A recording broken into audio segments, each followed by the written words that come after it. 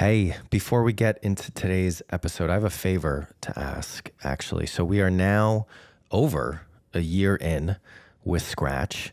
We've recorded about 50 episodes, and by the time you're listening to this, potentially more. It's been amazing, and I've really appreciated the feedback and support from you all.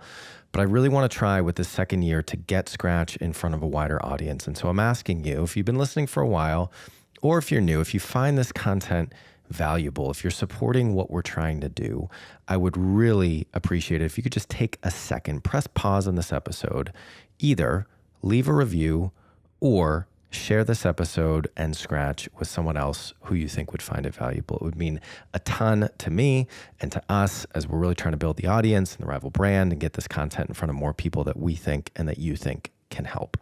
Thank you so much for the continued support. Now on to the episode. It may sound a little like not sexy or not exciting, but at the end of the day, you have to think as a leader a lot about what are your ways of doing and how you're institutionalizing what you're trying to do, right? So and for us, it's innovation, and thinking boldly about how to serve our customers even better. But we have found the ways to institutionalize it, and I think that's critical. I'm Eric Fulweiler, and this is Scratch, bringing you marketing lessons from the leading brands and brains, rewriting the rulebook from scratch for the world of today.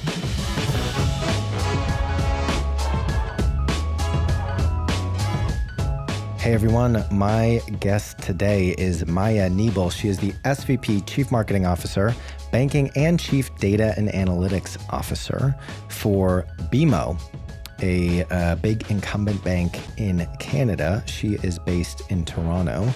Really interesting conversation. We connected a while ago and took a few emails for me to convince her to come on to tell her story, but I'm really glad that she did.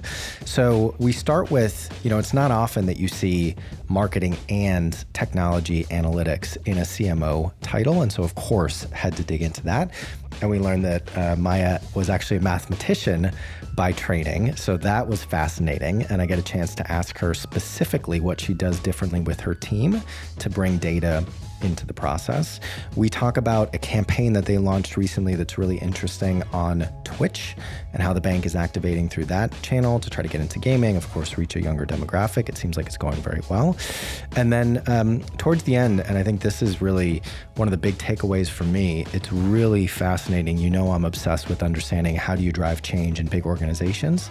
How Maja talks about and has approached what she calls institutionalizing innovation at BMO, a 200-year-old financial services organization that is doing, really challenger, innovative, disruptive type work as a brand. So she's got lots of principles and specific practices for everybody to learn from. So I know you're going to find a lot of value from this one. Without further ado, please enjoy my conversation with Maja Neable. Hey, Maja, how you doing today? Hi, Eric. Nice to see you. Doing well. Thank you. It is great to see you as well. I've been looking forward to this conversation. Obviously, we connected a while ago. And actually, I think you are I know you're not Canadian, or maybe you are Canadian at this point. You're not originally from Canada, but I think you're the first Canadian guest and Canadian brand that we've had on the show. So there's at least that distinction. But yeah, I've been looking forward to this since we first connected and hearing more about what you've been doing at BMO. So why don't we get into it? Maja, let's start with the first question, which is tell us about a brand that you are very curious and passionate about right now and why. This is a difficult question because there's so many that pop up in all of our lives that we tend to relate to. The two that I want to really talk about, one is called Knix. KNIX. It's a Canadian undergarments brand. And it is done such an amazing job connecting to its target audience. It really embraces the humanity of who we are and the personal connection we have with all of our undergarments and how we feel about it, but it is really very, very inclusive brand, and the way they market, it's in the way they show up, in the way they connect with their consumers. It is really that inclusivity aspect of it is taken to the next level. And I find it's very relevant to their target audience. They've been very successful, growing like crazy, mostly online with some physical distribution, and have recently sold majority of their equity to a larger company. But I've just been a consumer and an observer of this, and I have been pretty impressed with kind of how a brand can really go to the core of the customer at its heart, and then continue to innovate and provide a relevant, new, and fresh experience in a space that's, it's been around for a very, very long time. Would they had this invites to their customers to ask them to, if you're wearing our products, you can raise your hand, and we're going to pick a diverse set of our customers to showcase them in the next campaign. And I was pretty impressed with how truly diverse that group of customers that they were able to showcase was. So it wasn't just an idea that I think has been rehashed a number of times, but it was just the execution of it was so authentic, and I really liked that a lot. And I think it's interesting what you were saying about the inclusivity piece, because a lot of people see that in the way the brand comes to market, in the communication. A lot of these challenger brands are very effective at building community around what they stand for. But actually, and knowing a bit about what we're going to talk about with some of the campaigns and the work you and the team have done at BMO, a lot of that comes from a differentiated insight and differentiated strategy that leads to that type of outcome and output. So yeah, I pulled up their website. I think it looks really interesting. We're always interested in different challenger brands in different markets doing different things. So we're definitely going to check them out. I think that's a great suggestion. Maja, were you going to mention another brand? I was, and it is a brand of a YouTuber I follow. And then it's just something I'm really curious about, how these niche brands are being developed by content creators all across different platforms. YouTube obviously being one big one, but there's so many others, such as Twitch, where many of these creators create their own brands. Like we all have a brand, right? Like we all have a personal brand, whether we like it or not, whether we manage it or not. And how does one go about authentically creating what that brand is? I have my own YouTuber that I follow. Her name is Sydney Cummings. She is an amazing fitness and personal life coach that I really enjoy spending my time with her. She brings lots of positive energy to my life. And I have just been curious about how does one learn from people like that and take that into our own personal lives and think about our own personal brands and what we can learn from some of those successful typically quite young influencers that are finding the niche segments that are relevant and very passionate about them. I recently just read one thing I was going to share, or heard about it actually when I was at a conference in Cannes, that more than 60% of Gen Zs will say that they follow a YouTuber that nobody else they know follows as well, which means that the world has become so targeted, personalized, and fragmented, right? Is that we can all have our own unique interests, and we connect with these people in the space of through different influencers. We connect with people that have similar interests like us, but they don't have to be our neighbors or the kids that we go to school with, or our spouses, or our like typical friends, right? Like you create these groups, and they're so niche, and there's so many niche little aspects of it. And if you talk to your friends and your community, you find out that, yeah, people have all these unique personalities that they follow, whether it's because they like bonsai trees or they're very curious about specific art that they're interested in. So just the word is getting through these connections more personalized and also more fragmented. I'm going to come back to that and use that as part of my question when we talk about your Twitch campaign, because I'm guessing that thinking had something to do with what you ended up executing on for BMO. But let's talk about you real quick. So I think the place to start is your title is you're the SVP, Chief Marketing Officer, Banking, and Chief Data and Analytics Officer, Marketing at BMO. So talk to us a little bit about that title, what it means, your role, and then it'd be great. I guess we're kind of going backwards in reverse chronological order, but you've been in the banking space for a little while, 7 years at BMO. You were in telco before that, Expedia back in the day, Microsoft. So tell us a little bit about your story, starting with your role and why you and the leadership team at BMO decided to create this role and this title for you in the way that you did. Yeah, I mean, I think I'm very lucky to work for an amazing organization. Our bank is over 200 years old. And one of the big reasons why I think we are still around and still very successful is that we keep reinventing ourselves. We keep looking for new relevant ways to help our customers. We're a full service bank. We serve anything from underserved customers up to CEOs of capital markets. So have everything under the sky when it comes to banking. But the way the bank, I think, has been around is by being true to its values. Our purpose is to boldly grow the good. In business and in life. And I think we do that every day. And the way we do that for our customers is by looking for new, relevant, innovative ways, better ways to serve them, to help them in their financial lives, to help them make real financial progress. To advise them on one hand, to make their life simpler and faster on the other hand.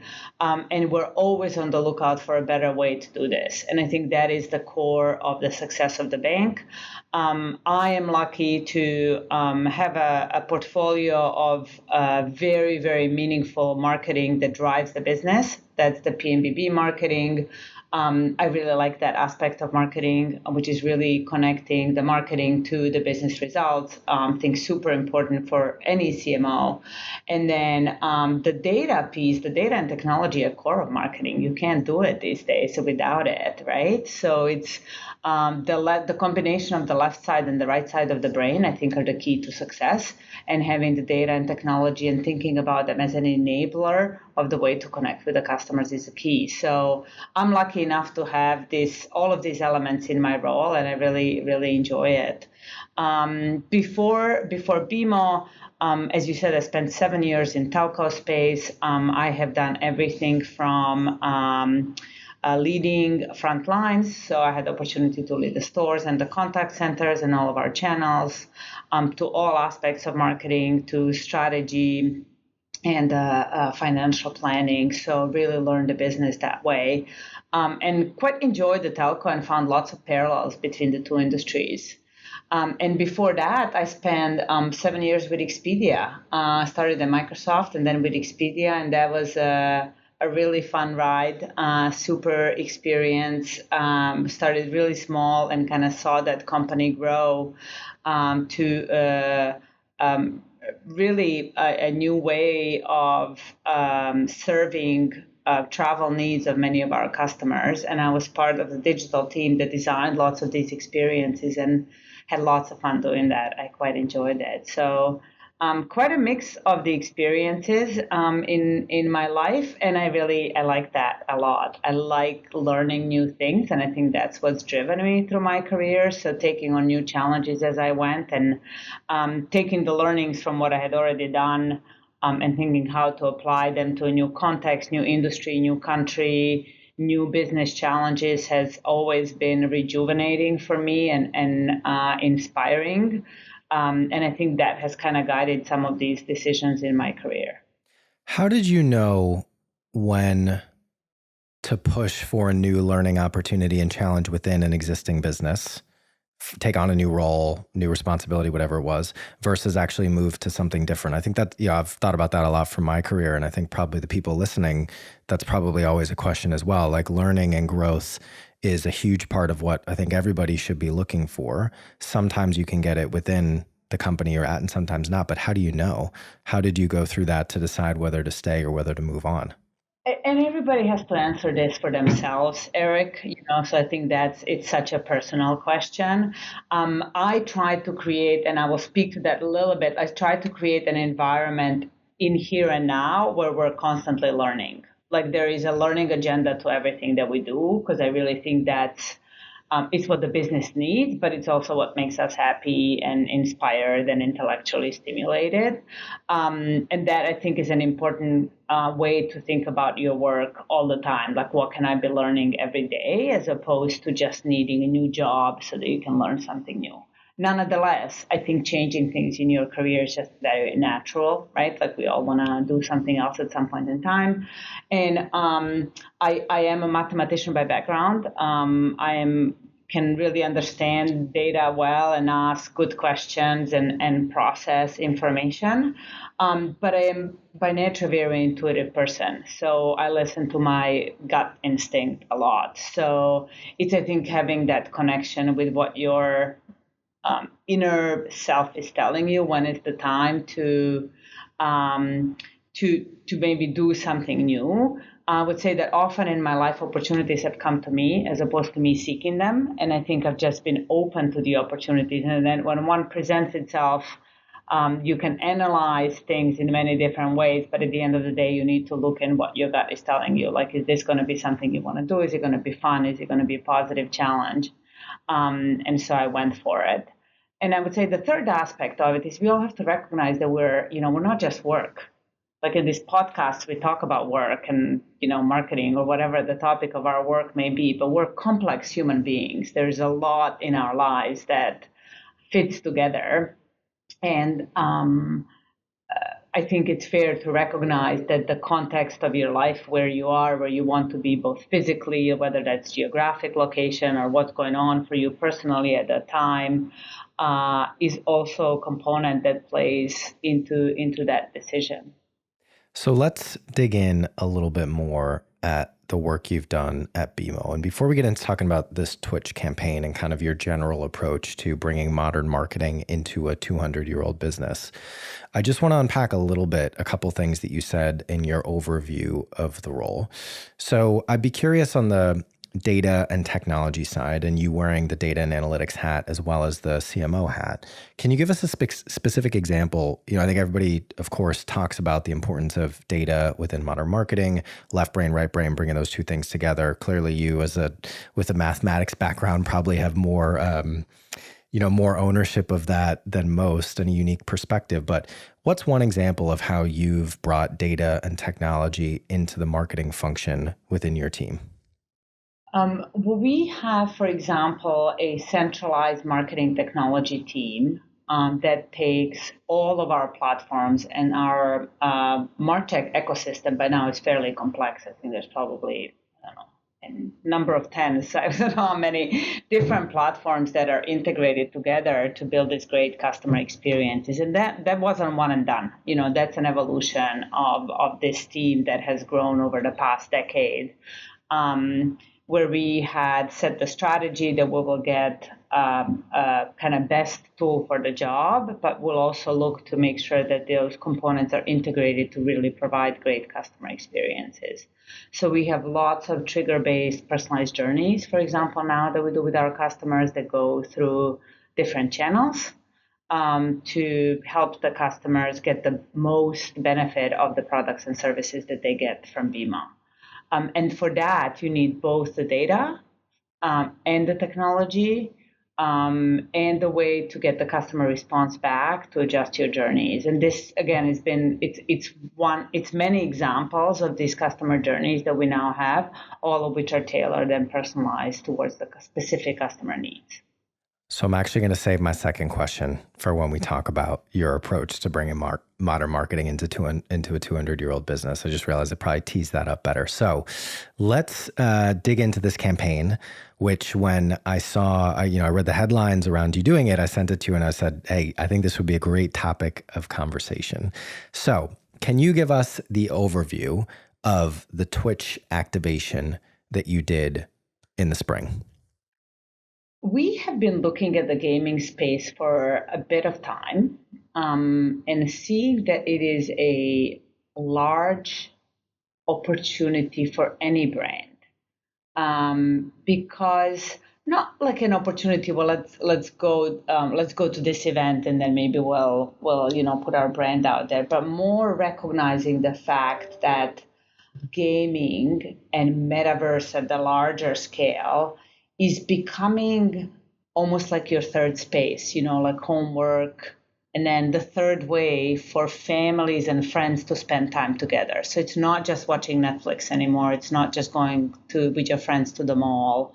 Families are now engaging in these experiences that are multidimensional and include some type of a gaming component to it. So, and we were saying, well, okay, so how do we connect to the customers in the ways that are relevant to them? And specifically, how do we connect to some of these maybe younger audiences?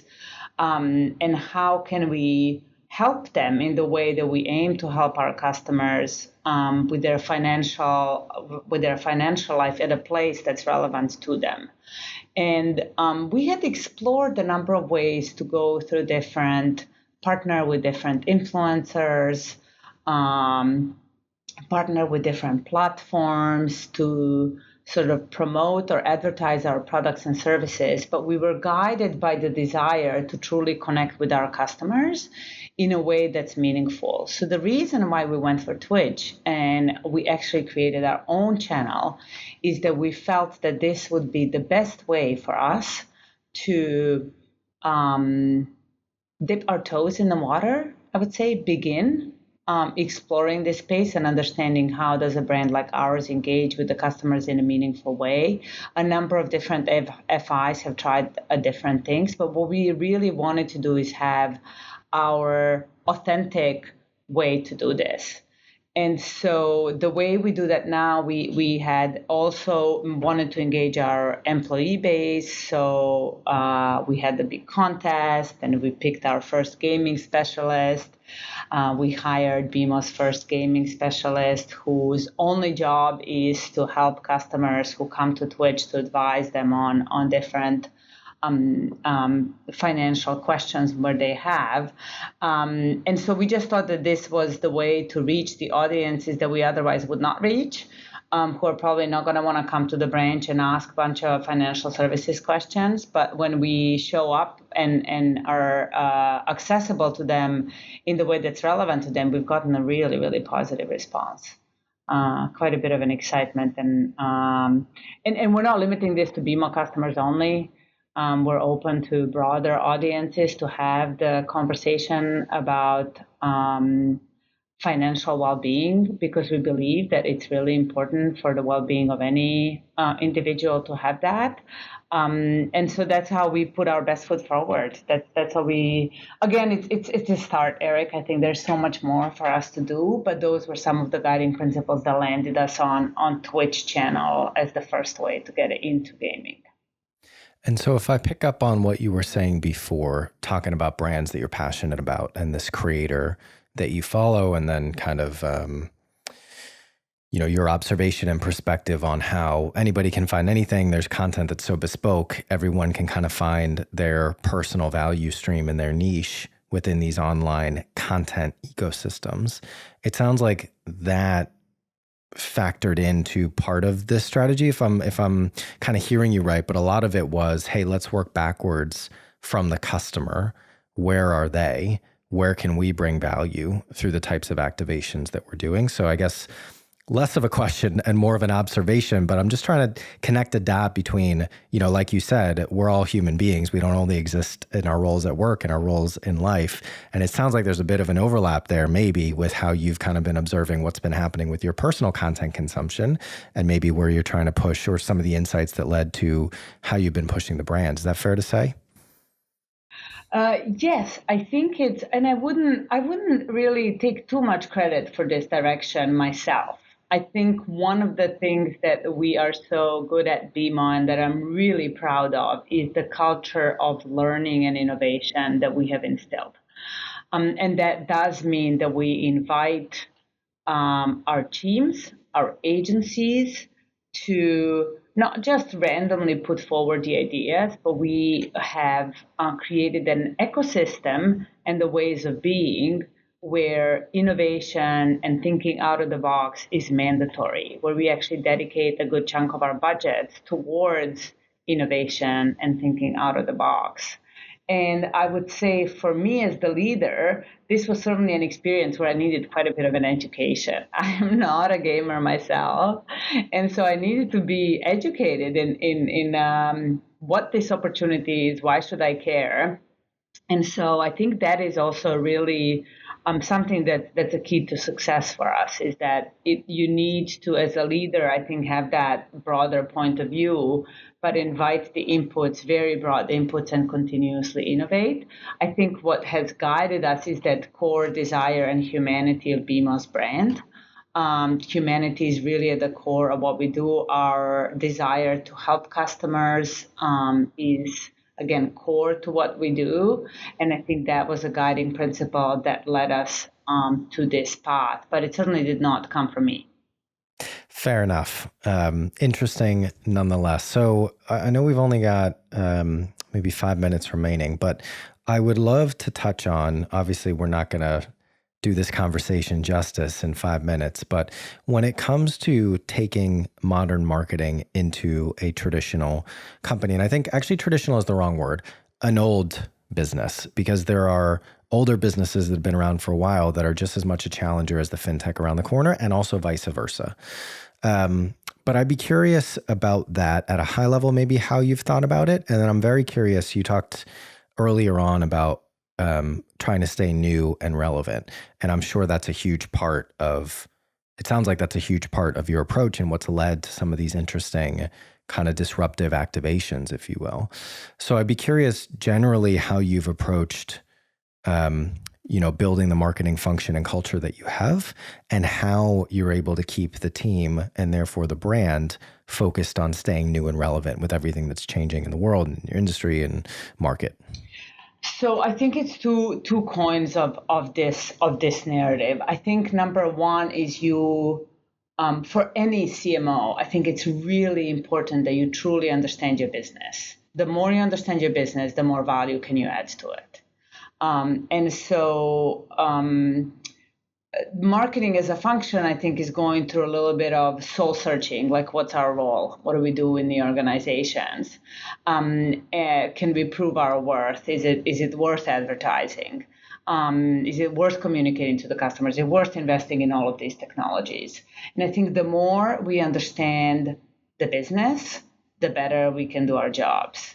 At the same time, the more we stay true to the core of who we are as a brand. Who is your valued customer? What's your value proposition? And how you're delivering it through your network, I think has to stay in the very basic level of marketing true. And you have to use that as the anchor for what you do. Otherwise, you kind of innovate, but what for? And it just seems random, like you could be doing so many things. So you need some anchors. And I think the anchors are probably something you want to repeat, rinse, repeat, like to make sure that you're anchoring yourself into what you're really truly promising to your customers.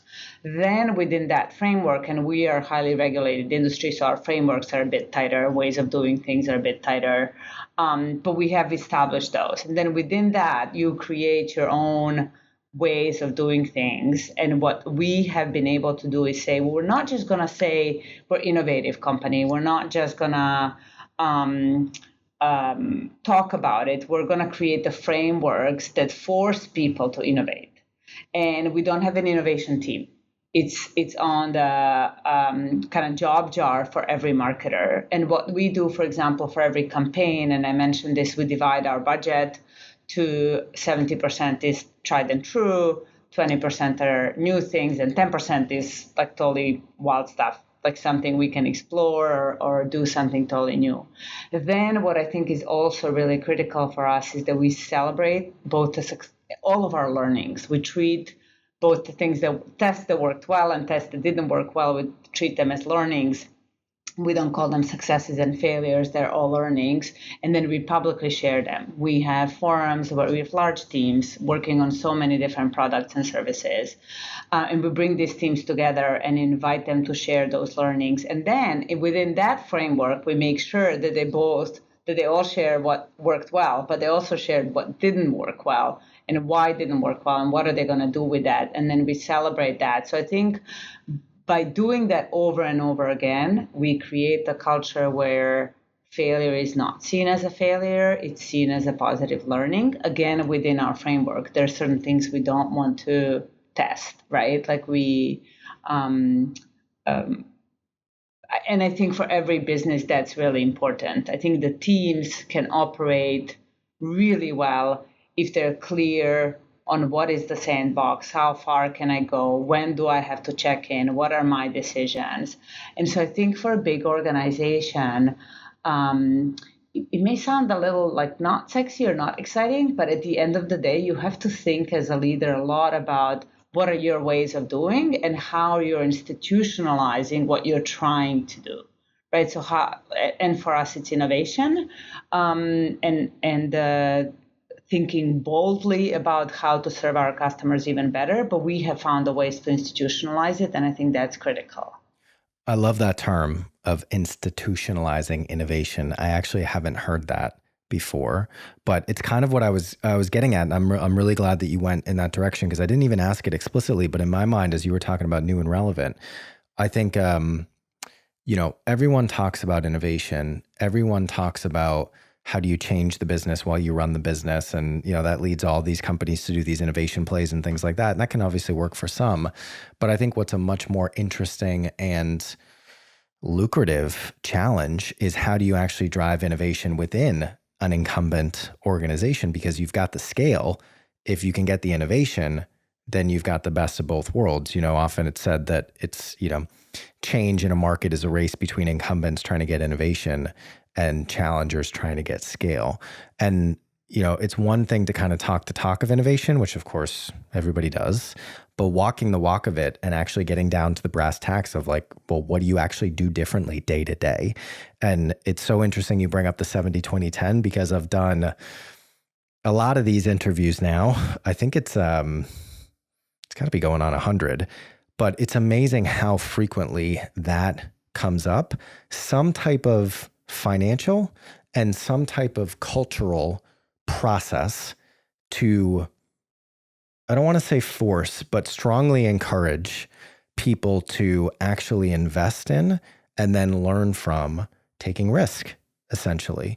So I'm kind of trying to distill this down as I'm talking out loud, but the 70-20-10 thing, I'm starting to kind of tell people that like that is, if I could tell them to do one thing differently, do that, because I've heard it from so many people like you, successful CMOs that are doing really interesting things with challenger brands or big businesses that are really being innovative.